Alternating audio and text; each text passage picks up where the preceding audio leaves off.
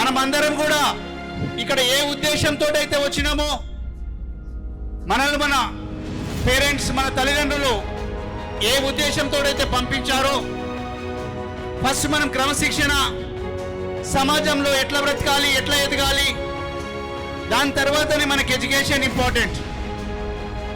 సమాజం నుంచి మనం అందరం కూడా అంతా తీసుకుంటూనే ఉంటాం, కానీ ఇక్కడ పాఠశాలలో సమాజంకు మనం ఏమి ఇవ్వాలని నేర్పించడం చాలా గొప్ప.